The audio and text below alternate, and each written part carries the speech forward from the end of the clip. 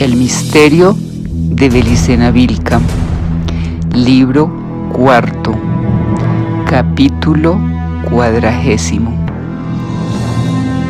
Querido Nefe, así concluyó mi primera misión para la SS y el Tercer Reich. Durante la misma se evidenció el carácter misterioso de aquel signo del origen que causaba la devoción de unos y el terror de otros. Al llegar a esta altura, muchas de tus dudas iniciales se habrán disipado. Habrás comprendido, eso espero, que la historia de Belicena y mi propia historia se vertebran sobre una misma armadura, sobre una infraestructura que se llama sabiduría hiperbórea. Y habrás comprendido, es necesario que lo hagas, que ambas historias se continúan en ti, que la sabiduría hiperbórea pasa por ti, que los dioses te han señalado a ti con el signo del origen. Tu historia y la mía, Nefe Arturo, son en parte paralelas. Por empezar, ambos somos miembros del mismo tronco familiar. Ambos sufrimos una experiencia conmocionante. Yo por la entrevista con el Führer y tú por la muerte de Belicena Vilca. Y esas impresiones nos llevaron a ambos a buscar la verdad en nosotros mismos, en el fondo de sí mismo. Yo, durante las vacaciones en Egipto en 1937, cuando se me despertó el scrotacram, y tú ahora en 1980, en ese instante infinito del rapto espiritual por la Virgen de Agartha. Sí, Nefe, creo que en ese punto ambos nos autoiniciamos. Sé que el ritual de la iniciación hiperbórea tiene por finalidad poner al elegido en contacto con las brunas de Nabután. Pero como tales signos ya estaban en nosotros, hemos podido realizar el milagro de la autorrevelación de la verdad desnuda de sí mismo. Entonces, el paralelismo de los hechos vividos por ambos culmina en la correlatividad de la experiencia iniciática. Ambos estamos de ahora y para siempre indisolublemente ligados a una fuente espiritual, eterna e infinita, a la gracia de la Virgen de Agartha, a la sabiduría hiperbórea de los dioses. Por eso, como yo los alcé en su momento, tú debes levantar desde ahora nuestros estandartes, que son las banderas del espíritu. Te preguntabas en tu departamento de Salta, ¿a quién recurrir por ayuda espiritual? ¿Quiénes son en este mundo los representantes de la sabiduría hiperbórea?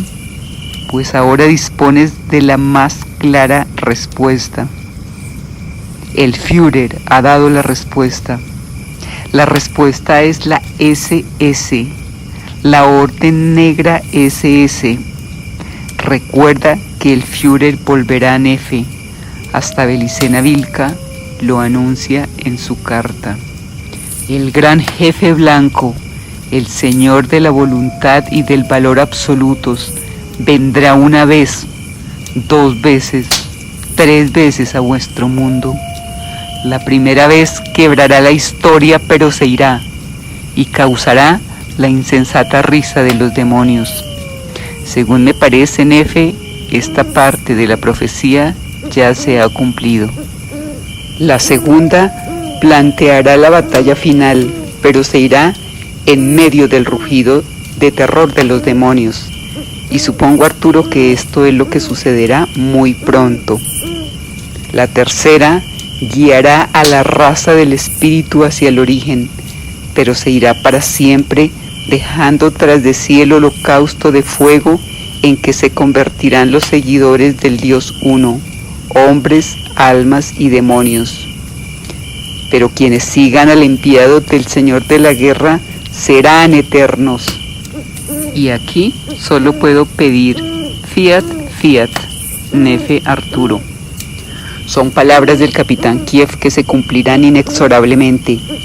Tú buscarás a la orden Tirodal y llevarás a sus iniciados la carta de Belicena Vilca.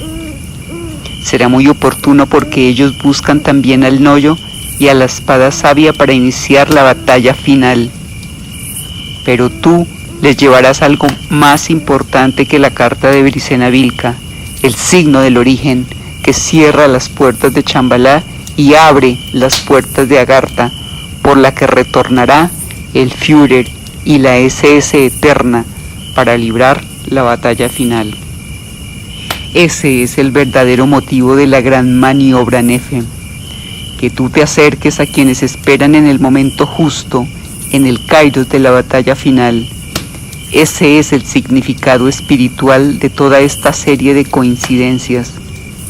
Aproximar el signo del origen al kairos de la batalla final.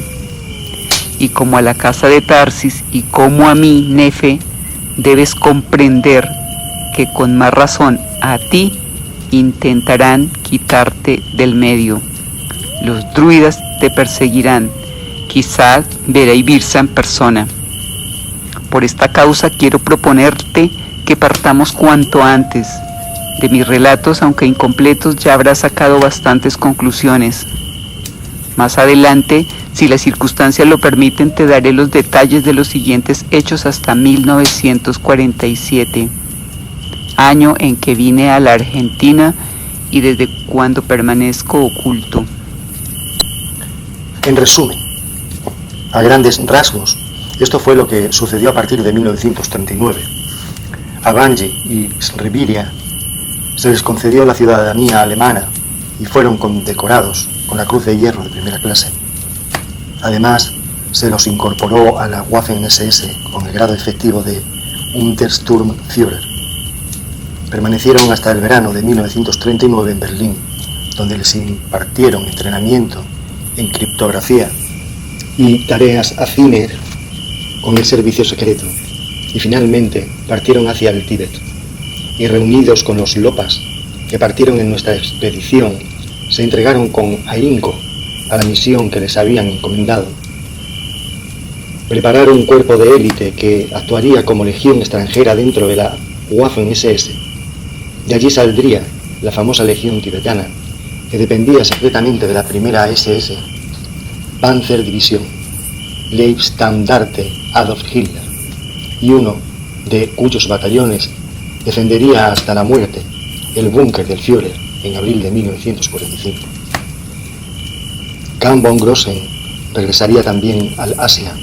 Desde India y China se ocuparía de abastecer discretamente a la legión tibetana, cuyo asentamiento natural estaría en Assam, en los dominios de un príncipe cáulica, enemigo acérrimo de los ingleses.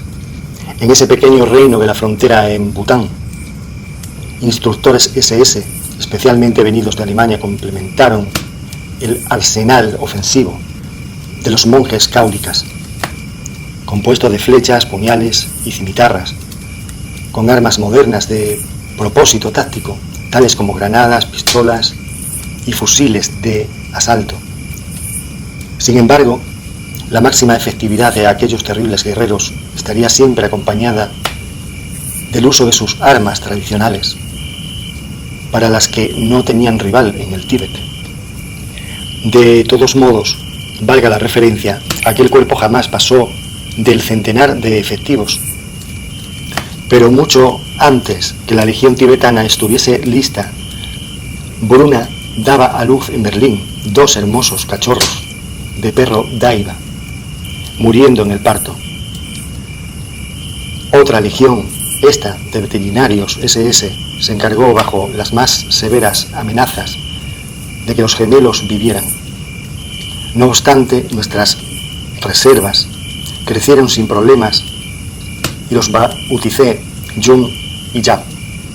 Respondieron bien al entrenamiento convencional y mejor aún al empleo del Kilkor Svali, entendiendo y obedeciendo mis menores deseos. En septiembre, Alemania invade Polonia y comienza la Segunda Guerra Mundial. El 14 de junio del año siguiente, 1940, las tropas del Tercer Reich entran en París ni la Legión tibetana ni yo intervinimos en aquellas acciones, pues se nos repetía en la Orden Negra que el verdadero y único frente del Tercer Reich se encontraba en el este. Contrariamente, pues, al movimiento de nuestros ejércitos, nosotros nos concentrábamos en planificar operaciones asiáticas, en todo semejantes a clave primera, en la que obtuve mi bautismo de fuego. Al final, en agosto de 1940, recibí la orden de ejecutar la operación clave 2, que tenía por objetivo alcanzar el monte Elbruf, donde, según las tradiciones indoarias, los arios nacían 2 veces. Pero no se trataba de ir directamente al Cáucaso, sino de aproximarse estratégicamente con los perros Daivas para arribar a una puerta situada en otras dimensiones. Esa vez viajé desde Alemania con Oskar Feil, un Hauptsturmführer llamado Kaiser von Losson y los dogos Jung y Jan.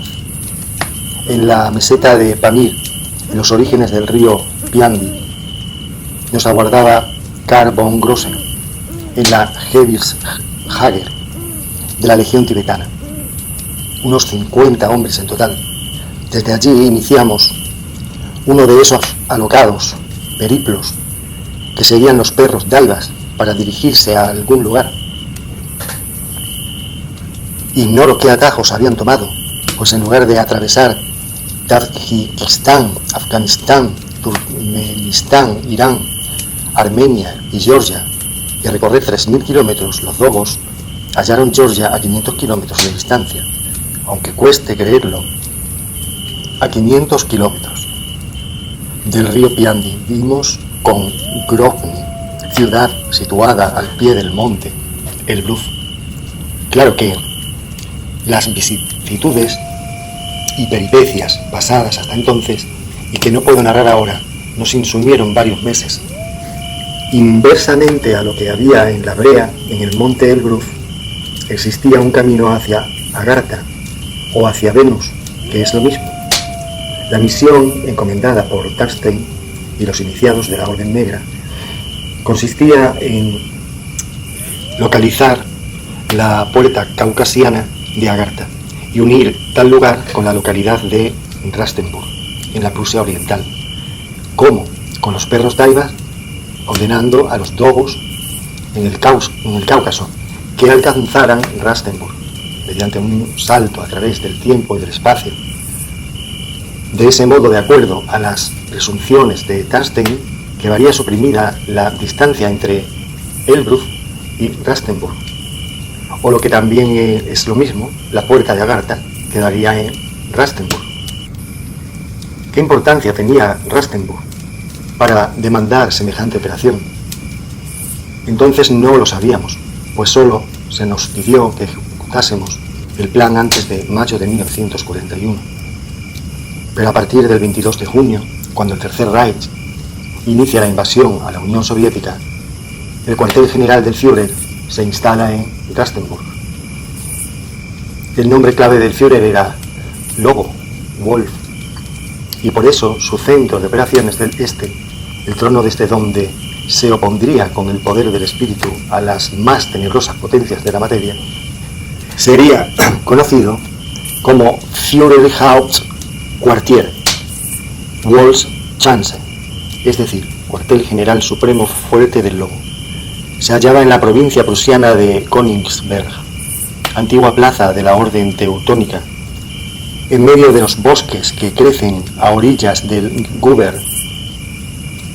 Y allí aterrizamos Karl von Grossen, Oskar Feil, Banji, Sonriviria y yo, un día de mayo de 1941. El resto de la legión permanecía acampada en el monte Elbruf a 2.000 kilómetros de distancia, igual que sus padres en el Tíbet, Jung y Yaf habían respondido a la orden de volar y salvaron en un instante la distancia establecida. Una vez en Rastenburg, nos dedicamos a señalar el lugar exacto por donde descendieron los perros Daivas, pues hasta allí donde estuviese el sitio sería tendida una vía férrea para estacionar el vagón del Führer. Teníamos orden estricta de no movernos hasta no ser localizados por las tropas de la SS que había destacado Himmler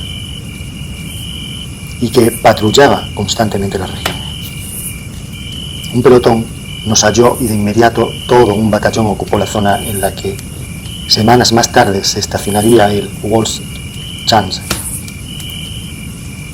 Vale la pena recordar que en aquel mismo sitio, el 20 de julio de 1944, un grupo de generales traidores, los mismos que apoyaban a Ernst Schäfer, intentaron asesinar al Führer mediante la instalación de una bomba de alto poder a escasos metros suyo.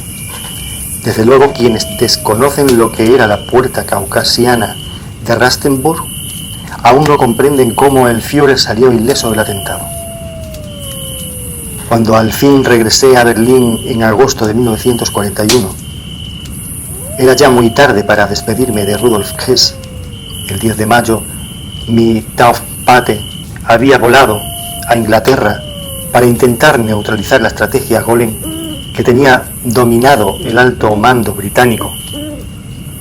Su vuelo fue concertado entre miembros de la sociedad secreta inglesa Golden Dawn e iniciados de la Thule Gesellschaft, pero no bien aterrizó, fue capturado por los druidas merced a la traición del alemán Albrecht Haushofer y del británico duque de Hamilton y condenado en una prisión militar. Para la sinarquía hubiese resultado una catástrofe la paz entre Inglaterra y Alemania y su alianza contra la Unión Soviética, proyecto que Rudolf Hess estaba autorizado a gestionar. Por lo tanto, se lo incomunicó durante los años de la guerra y se publicitó una supuesta demencia mientras se intentaba destruir efectivamente su psiquis con drogas semejantes a las que menciona Belicena Vilca. Análogamente al caso de Belicena Vilca, tratándose de un gran iniciado como Rudolf, los Golem no lograron su propósito. Sinev, en agosto de 1941 había llegado el momento de recordar las palabras de Starstein, me dijera 4 años antes: todos debemos desear que nunca llegue su oportunidad, pues cuando Parsifal emprenda su misión, ello querrá decir que el rey Arturo está herido y que el reino es terra gasta. Sí, Rudolf, el loco puro, como Parsifal, había partido hacia Albión, Inglaterra, la isla blanca que representaba de alguna forma a Chansambalá, la morada de los demonios. Starstein me lo predijo porque él sabía que ello era posible, porque él conocía un significado esotérico que explicaba el simbolismo profundo del viaje. Que el diplomático Albrecht Haushofer era un traidor, miembro de un grupo de las fuerzas sanas de Alemania. Ya lo conocíamos hacía años por los informes que Heydrich había elaborado en el SD. Albrecht era hijo del profesor Karl Haushofer y de una judía de nombre Martha Mayer II, y que la sociedad secreta Golem Dawn, que en algún momento a principios del siglo estuvo relacionada con la Eichenhardt y la Thule Gesellschaft, cayera en poder de los druidas luego de copamiento efectuado por el sacerdote Aleister Crowley. También lo sabíamos. Así que mal podría tomarlo desprevenido a Rudolf el resultado de su misión, sino que debía existir una razón más profunda y secreta que justificase su sacrificio. Se lo pregunté directamente a Starstein, pero esa vez evitó la aclaración directa y volvió a hablarme en lenguaje simbólico, sin dudas, para no afectar al mito, para que el mito continuase actuando. Ve a Kurt, señaló. El rey Arturo, el Führer, puede ser traicionado por Ginebra, Alemania, y tal deshonra dejar débil al reino frente al ataque de los seres elementales. Las hordas de Elementalwesen, procedentes del este, para evitar que el reino sea destruido, el rey Arturo necesita contar con la fuerza del Graal. Pero el Graal no está presente en el mundo de los hombres dormidos desde hace 700 años. ¿Qué hacer? Como en Wolfram von Steinbach, el Führer dice: Man make mista Streising, de Amuo, Smihai von Igu Kessing. Y Parsifal parte al castillo de Sigune, de donde surgen las fuerzas que animan a los seres infrahumanos que amenazan al reino. Y allí, como José de Arimatea y el rey Crudel, captura y condena a 48 años de prisión, tanto a él como a sus caballeros. Pero entonces en la prisión, José de Arimatea entra en contacto con el Graal y éste lo nutre espiritualmente. El tiempo que dura su confinamiento y las fuerzas elementales se ven así hasta cierto punto frenadas, porque el caballero del Graal, aún encerrado, posee fuerzas espirituales suficientes para transmitírselas al rey Arturo y sostenerlo en su función regia. Algún día el caballero José de Arimatea conseguirá salir de su injusto confinamiento y será libre con la piedra del Graal, leyendo en ella el nombre del Führer y restaurando su soberanía en el reino. Será en ese momento cuando Federico II, portador de la piedra de Gengis Khan, se encuentre con el señor del perro, el preste Juan, el señor de Katay o Katagar, es decir, el señor de Agartha. Entonces las fuerzas elementales serán definitivamente derrotadas en la tierra. Nada más que afirmaciones simbólicas de este tipo logré arrancarle a Carsten, que no me ayudaron demasiado a comprender el significado oculto de su misión, aunque lo intuía bastante, pero a mi Taufpate no volví a verlo desde 1940. Naturalmente, durante el juicio de Nuremberg de 1945-46, Rudolf fue interrogado por los hipócritas jueces aliados y desde luego no dijo una palabra sobre el Graal o el rey Arturo.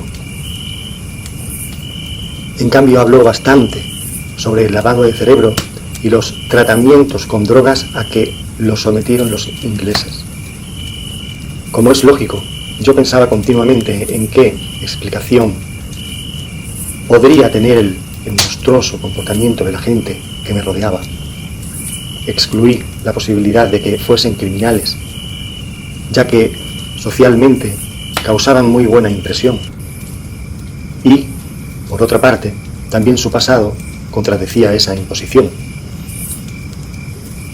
Se me ocurrió luego la idea de que aquellas personas habían sido hipnotizadas, aunque yo ignoraba entonces que existiese la posibilidad de producir un estado de hipnotismo tan intenso y duradero. Manifesté con franqueza esta sospecha al comandante F, que evidentemente se la tomó como una broma divertida. Dijo que él y todos los demás que estaban a mi alrededor eran absolutamente normales y que, por desgracia, yo era víctima de una autosugestión. Mi jaqueca continuaba sin cesar. Yo insistía en fingir que había perdido la memoria. Aprendía de mis errores. Suponía que no debía reconocer a las personas que hubiera visto hacía más de 14 días, aunque se tratara de los médicos que llevaban varios años conmigo. Puede deducirse de ello qué veneno tan terrible me daban, un veneno para el que no existía antídoto. Pronto no cometí ya más errores. Pasé por pruebas tales como la súbita aparición de personas a las que había conocido antes, y fingía no reconocerlas, aunque me encontraba en estado de sueño hipnótico. Tenía que estar alerta día y noche. Finalmente llegué a estar presto para responder falsamente a las preguntas, incluso en sueños, persistiendo en fingir la pérdida de la memoria. El 19 de abril de 1945 vino de nuevo a verme el brigadier general Dr. Res. De nuevo trató de convencerme de que tanto mis conclusiones como mi sufrimiento eran mera consecuencia de manías obsesivas. Le interrumpí afirmando de que nada servían sus palabras, porque yo sabía lo que ocurría. Entretanto había adquirido nuevas convicciones que justificaban mis sospechas. Las abominables atrocidades que, durante la guerra de los Boers, perpetraron los ingleses en mujeres y niños en los campos de concentración, podían ser atribuidas también a la sustancia química secreta. El brigadier general Res reflexionó unos instantes con expresión sombría.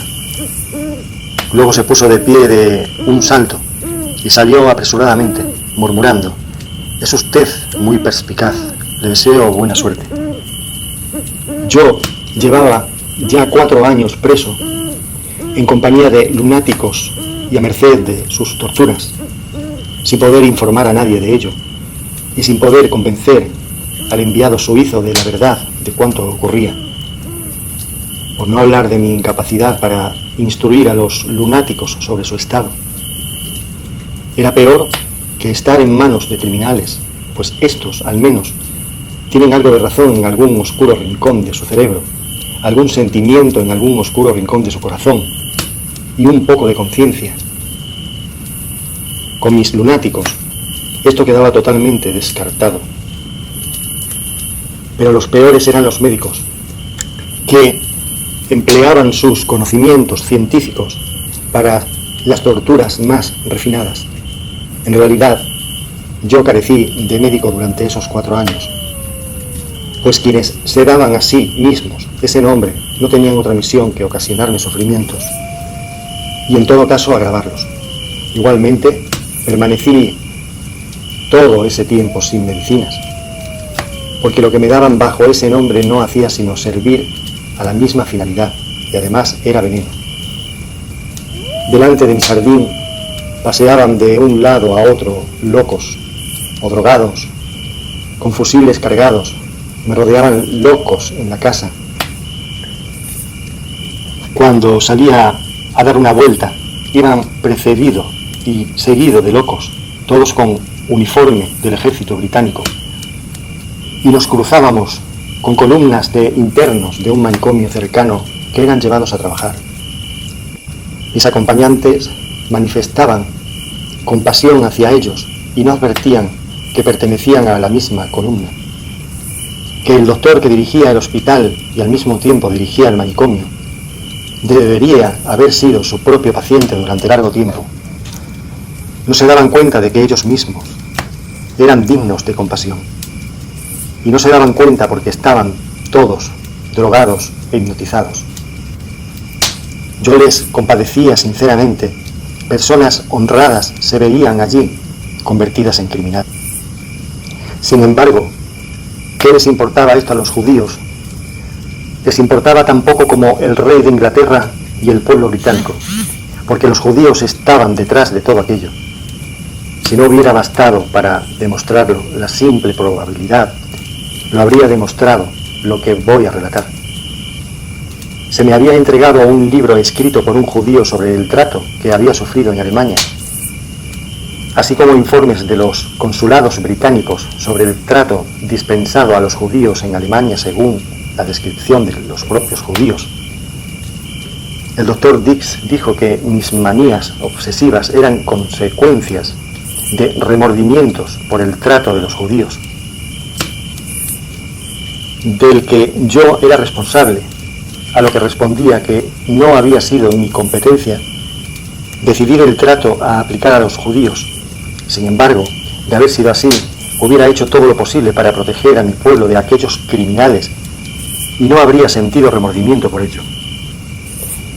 El teniente AC de los guardias escoceses, que estaba conmigo para mi protección en nombre del rey, me dijo un día: «Está usted siendo tratado igual que como la Gestapo trata a sus enemigos políticos». El doctor Dix y el enfermero, sargento Everett, se hallaban presentes y asistieron con una sonrisa, como se habían apartado del papel que tenían asignado, ya que siempre se afirmaban que mis sufrimientos eran imaginarios. El médico y el oficial fueron relevados poco después. En mi nota de protesta del 5 de septiembre de 1941, mencionaba la expresión utilizada por AC de los guardias escoceses y añadía que era típico de los judíos afirmar que sus enemigos hacían lo que hacía con ellos mismos sin que los judíos les diesen motivos, y cargarles a sus enemigos los crímenes que en realidad ellos acostumbraban a cometer. El obispo húngaro Proháska lo había descubierto ya tras la dominación bolchevique de Hungría de 1919.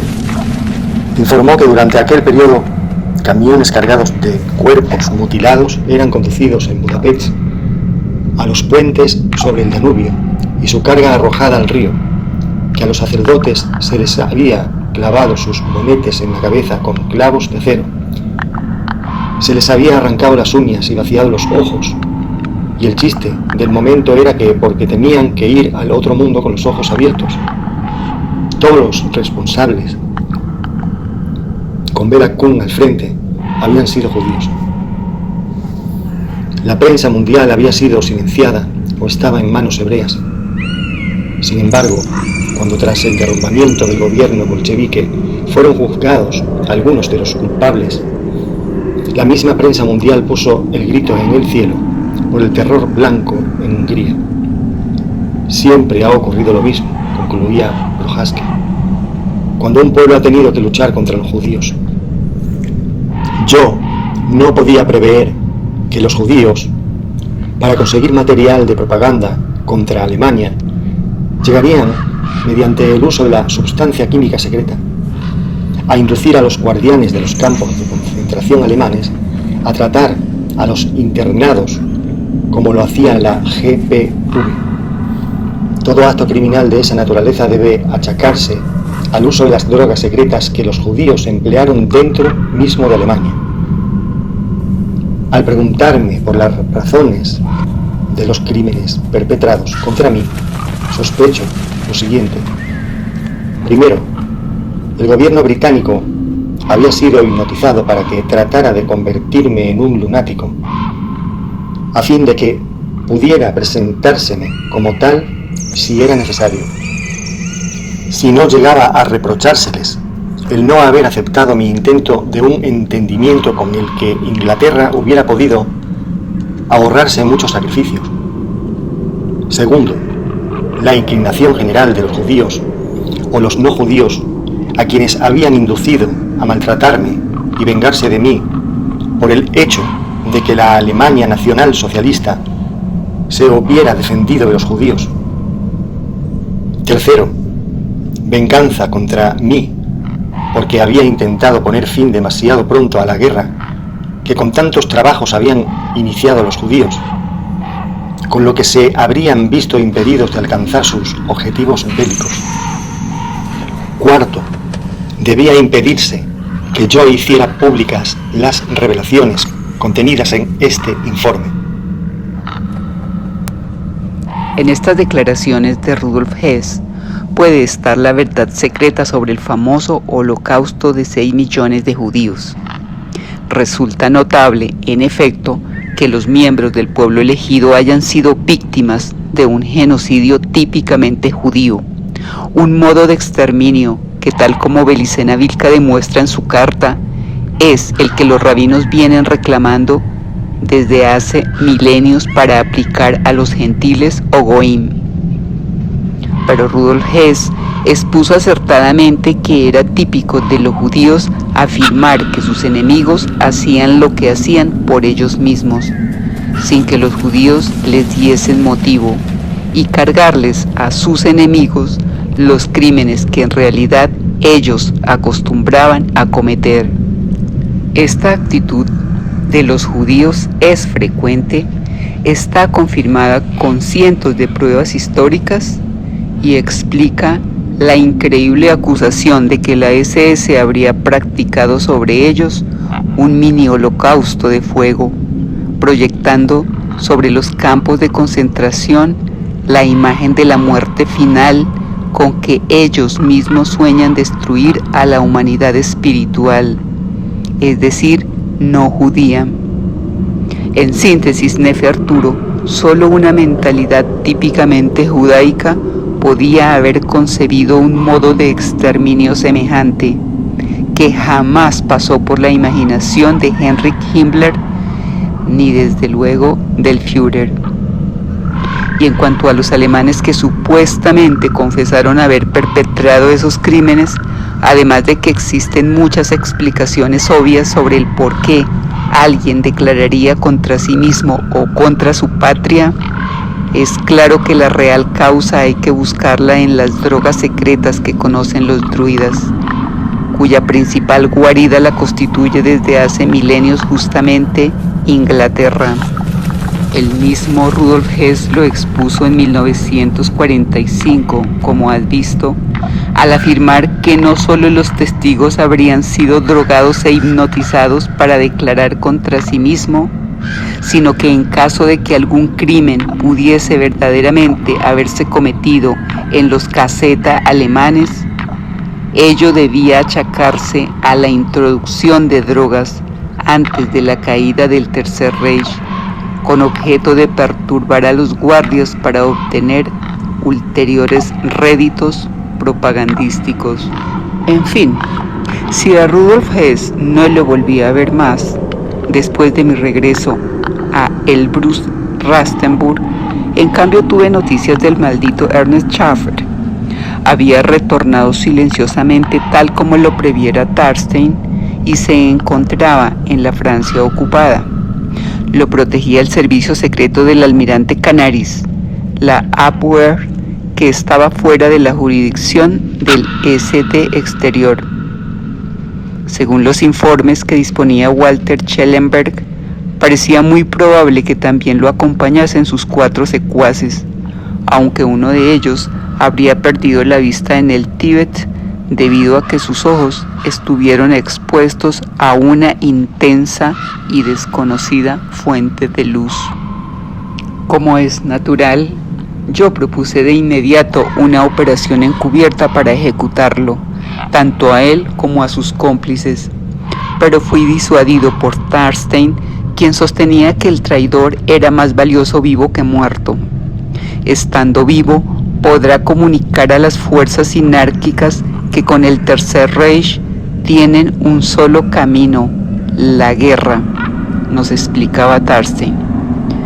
La Fraternidad Blanca apoyará una alianza contra Alemania, pero solo si luego de su total destrucción se constituye en poco tiempo la sinarquía universal del pueblo elegido.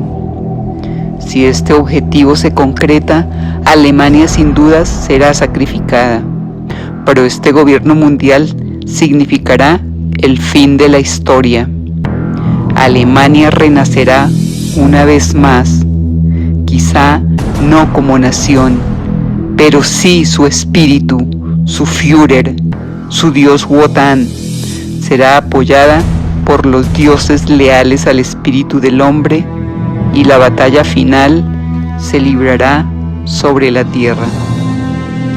Ernest Schaffer volvió convertido en un maestro de la jerarquía blanca, vale decir, espiritualmente muerto. Su iniciación en el Tíbet le valió el reconocimiento de numerosas sociedades secretas sinárquicas, como por ejemplo la masonería inglesa, que le concedió el grado 33 y el cargo de presidente del Gran Oriente del rito escocés antiguo y aceptado. La destrucción de la operación Ad Westen fue atribuida en los papeles a accidentes comunes en este tipo de exploración, y Schaffer vivió tranquilo hasta después de la guerra. Sus familiares aún residen en la Argentina. Esa libertad que disfrutó al amparo de los grupos de resistencia al Führer le permitió, tal como habíamos calculado en la Orden Negra, planear y lanzar multitud de atentados contra mi persona. Nadie sabe a ciencia cierta cuántos atentados se perpetraron contra el Führer, pero los que yo padecí en esos años no le fueron a la zaga. envenenamientos, bombas, francotiradores, emboscadas, sabotajes en mi equipo y amenazas permanentes. O abandonaba la SS, desertaba, me iba de Alemania para siempre, me alejaba definitivamente de los lugares sagrados para los sacerdotes, o no habría lugar en la tierra donde me pudiese ocultar de la inevitable venganza rabínica.